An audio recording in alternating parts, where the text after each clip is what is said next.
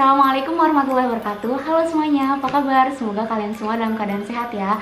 Nah, di video kali ini akhirnya aku bikin video tentang tips dan sharing mengenai jurusan kuliah lagi, khususnya jurusan yang ada di IPB. Nah, jurusan ini itu udah banyak banget kalian request. Maaf ya, aku baru sempat bikin sekarang, yaitu jurusan kedokteran hewan atau Fakultas Kedokteran Hewan IPB. Berbeda dengan video jurusan sebelumnya, biasanya kan aku menghadirkan narasumber langsung.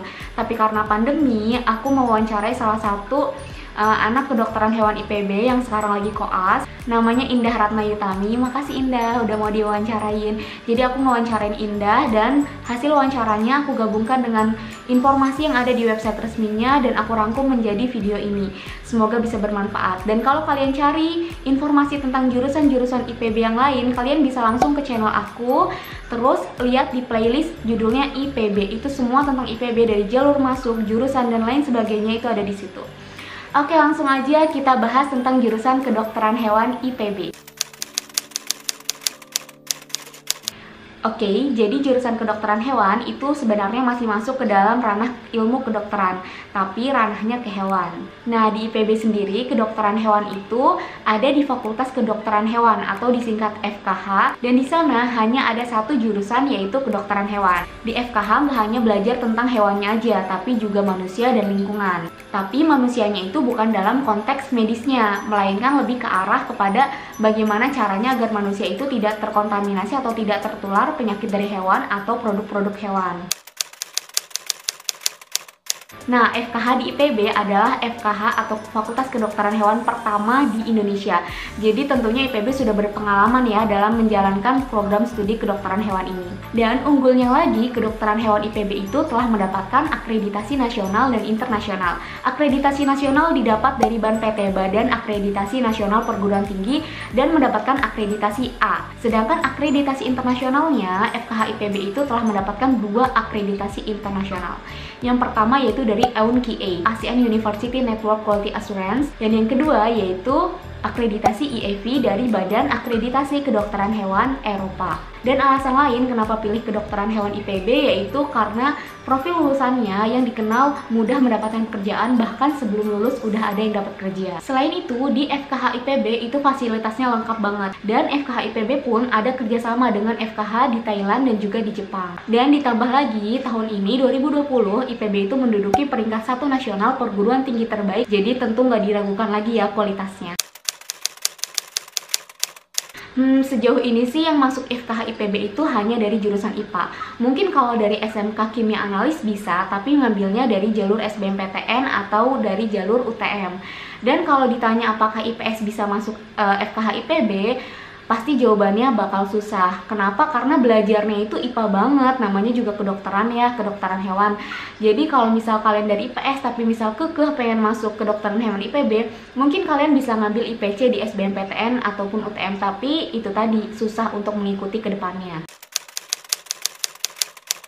Ya, betul banget. Di IPB itu ada kelas internasional, salah satunya yaitu di FKH IPB. Nah, tapi di FKH IPB sebenarnya kelas internasional ini sudah ada dari 8 tahun yang lalu. Dan kalau sekarang kelas internasional itu lebih sering digabung dengan kelas reguler, karena sekarang semua dosen-dosennya juga sudah menggunakan bahasa Inggris dan pembelajarannya pun sudah menggunakan bahasa Inggris. Apalagi di IPB sendiri sekarang sudah hampir merata, semua jurusan itu memang dibiasakan menggunakan bahasa Inggris. Tapi kalau memang teman-teman mau masuk kedokteran hewan IPB di kelas internasional, kalian bisa daftar di UTM IPB. Nah, ini nih info yang menarik juga, yaitu kedokteran hewan IPB punya Rumah Sakit Hewan Pendidikan IPB atau disingkat RSHP IPB. Nah, RSHP IPB itu terbesar dari segi rujukan, karena dari semua klinik atau rumah sakit hewan yang ada di Indonesia, itu rujukan terakhirnya pasti di RSHP IPB. Dan kalau dari segi patologi, RSHP IPB itu masih menjadi pusatnya. Jadi kalau misal kasus-kasus di luar negeri pun banyak yang dianalisis di RSHP IPB. Misalnya nih, ada badak mati di Malaysia, nah itu akan dibawa ke RSHP IPB untuk dianalisis secara patologinya. Jadi di FKH IPB itu memang dosen-dosennya sebagian besar adalah dokter hewan. Tapi ada beberapa matkul, mata kuliah yang dosennya itu basicnya dari peternakan seperti basic nutrisi, ransum, dan ada juga yang basicnya itu farmasi seperti dosen-dosen apoteker. Jadi di FKH IPB itu ada 3 departemen atau 3 fokus studi lah ya. Yang pertama yaitu anatomi, farmakologi, dan fisiologi. Yang kedua klinik reproduksi patologi. Dan yang ketiga yaitu ilmu penyakit hewan dan kesehatan masyarakat. Nah, semua mahasiswa FKH IPB itu wajib mempelajari dan mengambil semua departemen atau fokus studi tadi. Tapi nanti ketika mau skripsi bisa pilih salah satu fokus studi atau departemen. Jadi di FKH IPB itu untuk S1-nya itu udah ada 160 SKS dan itu udah full dan paling cepat bisa diselesaikan dalam 4 tahun. Setelah itu lulus dan wisuda menjadi sarjana kedokteran hewan. Setelah itu lanjut koas, tapi biasanya setelah lulus kan udah dapat SKL, surat keterangan lulus, itu bisa langsung daftar koas tanpa nunggu wisuda dulu. Jadi bisa sambil nunggu wisuda kalian daftar koas, karena biasanya wisuda di IPB itu kan dijadwalkan ya, nggak bisa lulus langsung wisuda kayak gitu. Jadi kalian bisa lanjut koas dulu sambil nunggu wisuda. Setelah koas selesai ada ujian akhir profesi dokter hewan. Nah, setelah selesai jadi dokter hewan. Nah, setelah itu wisuda, dan setelah wisuda ada ujian lagi namanya ujian komprehensif dokter hewan Indonesia. Dan ujian ini adalah ujian yang disetarakan seluruh Indonesia, jadi diadakan sama semuanya seluruh Indonesia, dan yang membuat soalnya itu adalah PDHI, Perhimpunan Dokter Hewan Indonesia. Dan setelah lulus dapat surat kompetensi, dan setelah itu baru bisa daftar kerja di klinik, rumah sakit, dan lain sebagainya. Tapi biasanya setelah dinyatakan lulus sebagai dokter hewan itu bisa langsung daftar kerja kok. Jadi nanti surat hasil ujian kompetensi dan juga ijazahnya bisa menyusul. Ya, jadi di FKH itu praktikumnya full Senin sampai Sabtu dan memang jadwalnya padat. Oke, untuk perinciannya di tahun pertama itu kan semua jurusan tidak terkecuali FKH itu ada yang namanya tingkat PPKU ya kalau di IPB, program persiapan kompetensi umum untuk menyetarakan kompetensi. Nah, di situ belajar kayak kimia, fisika, biologi, matematika, bahasa Inggris, bahasa Indonesia.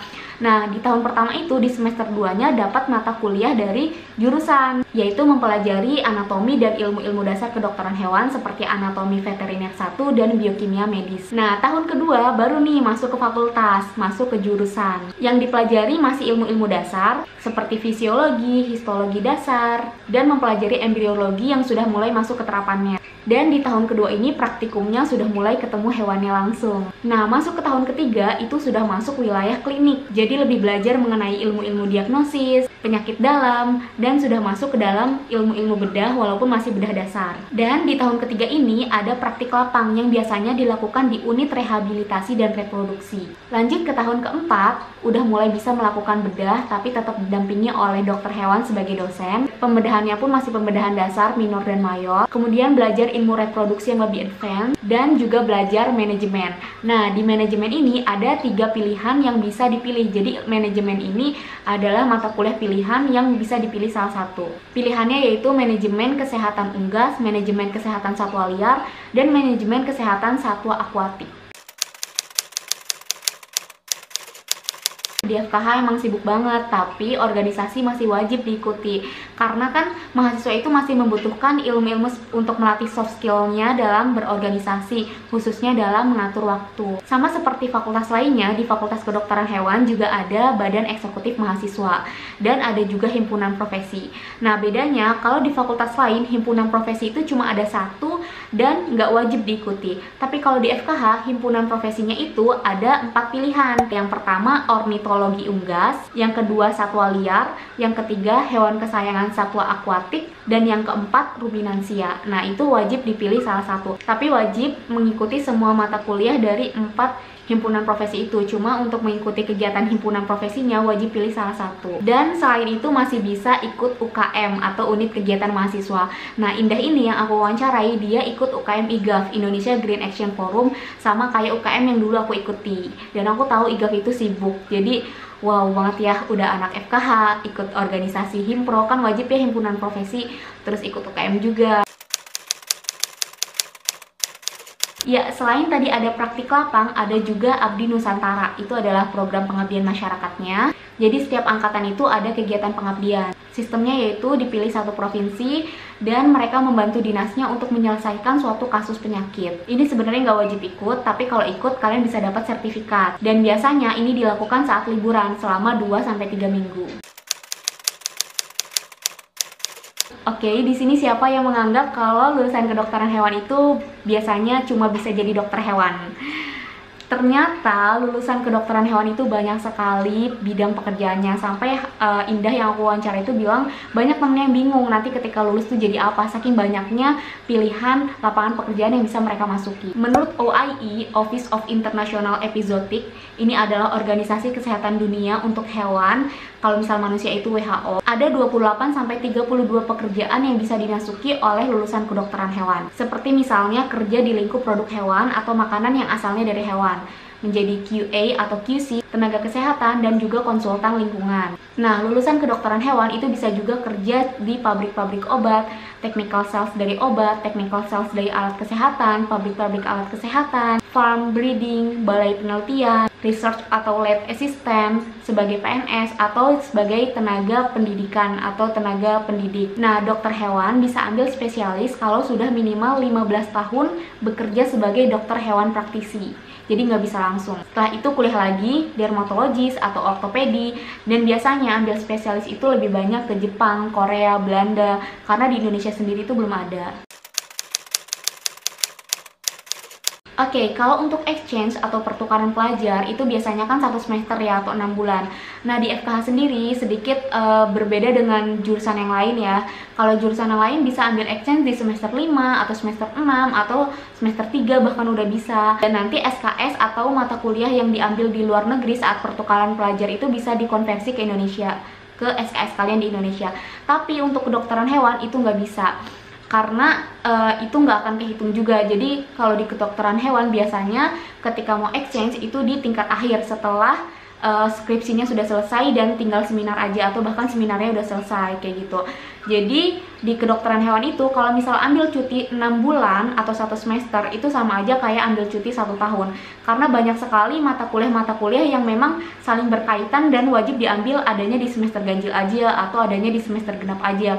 Jadi sama aja kalau misal cuti 6 bulan atau 1 semester tuh sama kayak cuti 1 tahun. Jadi biar aman mereka memang ambil exchange-nya setelah tugas akhirnya selesai. Dan biasanya exchange-nya itu ada yang ke Malaysia, Korea, dan juga Thailand. Oke, tips masuk Fakultas Kedokteran Hewan IPB.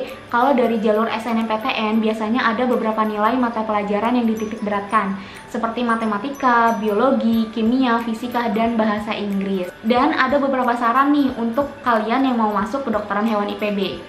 Yang pertama, sebelum masuk kalian harus tahu dulu tujuan kalian tuh mau jadi apa sih, nanti tuh kalian mau kayak gimana. Karena banyak banget nih anak kedokteran hewan yang udah masuk di situ, udah belajar, terus mereka bingung nanti kalau udah lulus mau jadi apa ya, saking banyaknya lapangan pekerjaan yang bisa mereka masuki. Tapi banyak itu bukan ada plusnya ya, jadi peluang, tapi ada juga minusnya, jadi mereka bingung, nggak tahu arahnya mau kemana. Jadi tujuannya itu harus dimantepin dulu ya dari awal. Setelah punya tujuan, kalian buatlah visi misi dan targetkan nilai. Lalu kalian buat plan A, B, C, dan seterusnya. Misalnya nih nggak lolos SNMPTN, ikut SBMPTN. Setelah itu nggak lolos juga ikut UTM. Dan inget ya, banyak jalan menuju Fakultas Kedokteran Hewan. Dan FKH di seluruh Indonesia, di univ manapun itu bagus kok. Nggak ada yang jelek, karena semuanya sama-sama FKH. Dan setelah kalian masuk ke kedokteran hewan, itu harus fokus ya, jaga kesehatan. Jangan sampai sakit-sakitan, karena sibuk banget, mata kuliahnya banyak, ujiannya pun banyak. Kalau di jurusan lain, ujian itu biasanya adanya UTS, UAS kayak gitu ya. Tapi kalau di FKH itu 2 minggu sekali ujian. Bahkan kalau praktikum itu bisa setiap minggu ujian. Dan ada pesan dari Indah yang aku wawancarai, yaitu di FKH itu asik. Karena kita bisa ketemu banyak spesies yang berbeda.